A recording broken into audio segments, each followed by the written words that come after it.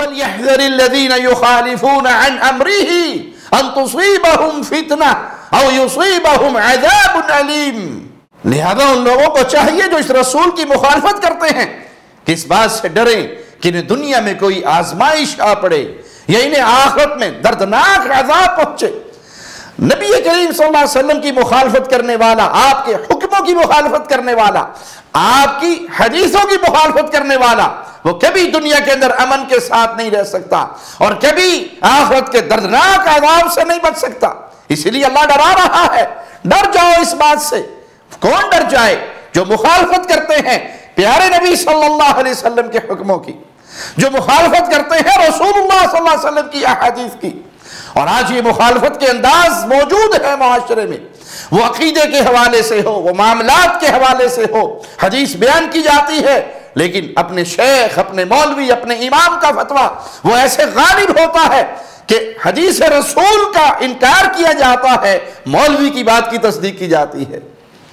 اور یہی ہوا عید والے دن، جب اہل ایمان، اہل توحید کے ایک داعی نے جڑوالا کے اندر خطبہ عید دیتے ہوئے یہ بات بیان کی کہ شریعت محمدیہ میں احادیث رسول کی روشنی میں غیر اللہ کے نام کی قربانی جائز نہیں۔ لعن اللہ من ذبح لغیر اللہ، سیدنا علی سے روایت ہے، امام الانبیاء کا فرمان ہے، اس پر اللہ کی لعنت برستی ہے جو غیر اللہ کے لیے ذبح کرتا ہے۔ غیر اللہ کے لیے ذبح ہونے والی قربانی حرام ہے، غیر اللہ کے لیے ذبح ہونے والا جانور حرام ہے، غیر اللہ کی طرف منسوب ہونے والی قربانی، ذبح ہونے والی قربانی، ایسا عمل کرنے والے پر اللہ کی لعنت برستی ہے۔ قبر پرستوں کے مولوی نے کہا کہ نہیں، بات ایسے نہیں ہے، ہمارے پیروں، فقیروں، بزرگوں، بابوں، حضرتوں کے نام پہ مزاروں، درباروں اور قبروں کے نام پہ بھی قربانی جائز ہے، غیر اللہ کی قربانی جائز ہے۔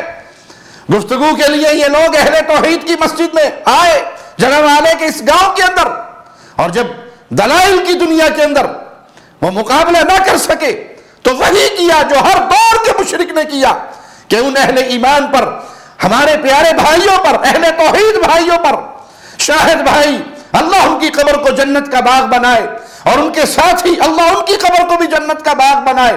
ان دو بھائیوں پر سٹیٹ فائر کیے گئے اور ان کو شہید کر دیا گیا۔ اللہ سے دعا ہے اللہ ان کی شہادت کو قبول فرمائے، اور یہ بہترین شہداء کے اندر ہے، یہ بہترین قربانی ہے جو انہوں نے اپنی اللہ کو راضی کرنے کے لیے پیش کی۔ اس دن لوگوں نے سنت ابراہیمی پر عمل کرتے ہوئے اپنے بکرے قربان کیے، اور یہ دونوں جوان امام الموحدین ابراہیم علیہ السلام کے راستے پہ چلتے ہوئے، توحید کی دعوت دیتے ہوئے اپنی جانوں کو اللہ کے راستے میں قربان کر گئے۔ مبارک ہو ان کو ان کی یہ قربانی، مبارک ہو ان کی یہ موت۔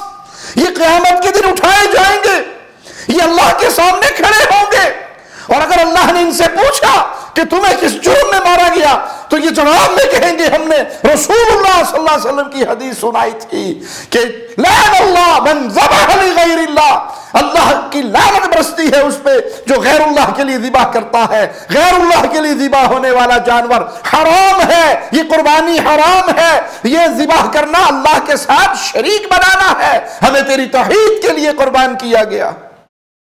ہر دور کے مشرکوں نے یہی کیا۔ جب ابراہیم علیہ السلام نے ان کے بتوں کو توڑ ڈالا، قوم واپس آئی، قوم نے آ کے پوچھا یہ کیا ہوا؟ کہا ایک ہی آدمی ہے جو ان بتوں کے بارے میں تذکرہ کرتا ہے، اس کا نام ابراہیم ہے۔ قوم نے کہا لاؤ سامنے لائے گے۔ پوچھے ابراہیم انت فعلت هذا بآلهتنا، کیا تو نے یہ ہمارے الہوں کے ساتھ سلوک کیا ہے؟ کہا نہیں، وہ بڑے بابے جی نے کیا ہے، بڑے حضرت نے کیا ہے، اس بڑے بزرگ نے کیا ہے۔ تو سر جھکا کر کہنے لگے کہ کیسی بات کر رہے ہو؟ آپ نے کہا پوچھو ان سے اگر یہ بولتے ہیں، کلام کرو ان سے۔ جواب میں کہا ابراہیم تو جانتا ہے یہ تو بولتے نہیں۔ کہا تو ہے تمہاری زندگی پر، ان کو پوچھتے ہو جو بولتے نہیں، جو کلام نہیں کرتے۔ کیا جواب دیا اہل شرک نے؟ حرقو، آگ جلاؤ، اس کو جلا کے راکھ کر دو۔ وانصروا آلہتکم، اپنے الہوں کی مدد کرو۔ اگر یہ الہ سچے ہوتے تمہیں ان کی مدد کی کیا ضرورت ہوتی؟ یہ خود انتقام لیتے۔ یہ تو صنم کی مورتیے ہیں، یہ تو صنم ہے، یہ مورتیے ہیں، یہ مٹی کی ڈھیریے ہیں، ان کے پلے میں کچھ نہیں ہے، ان کے اختیار میں کچھ نہیں ہے۔ الہکم الہ واحد، سچا الہ تو ایک اللہ ہے۔ جس طرح ابراہیم علیہ السلام نے قوم کو دعوت دی، اہل شرک نے ابراہیم علیہ السلام کو جلا کر راہ کرنے کا پروگرام بنا لیا، عرش والے نے اعلان کیا اور اس آگ پر وحی اتاری، حکم کیا جلانے کا تیرا کام ہے، تیری ذمہ داری ہے، آج جو آ رہا ہے اس کو نہیں جلانا، اس کو گرمی کی تپش بھی نہیں دینی۔ یہ ہے اہل شرک کا ہر دور کا وتیرہ۔ جس دور میں ان کے سامنے توحید کی دعوت کوئی دے گا، دلائل میں بے بس ہوں گے تو وہی سلوک کریں گے جو سلوک ابراہیم علیہ السلام کی قوم نے آپ کے ساتھ کیا، اور وہ آج تک کے مشرک کرتے آ رہے ہیں اہل توحید کے ساتھ۔ اللہ اسی لیے منع کر رہا ہے فَلْيَحْذَرِ الَّذِينَ يُخَالِفُونَ عَنْ أَمْرِهِ، ڈر جاؤ جو میرے مصطفیٰ کی حکموں کی مخالفت کرتے ہیں، ان کی باتوں سے ٹکراتے ہیں، خلاف ورزی کرتے ہیں، اللہ انہیں کسی آزمائش میں ڈال دے یا دردناک عذاب دے۔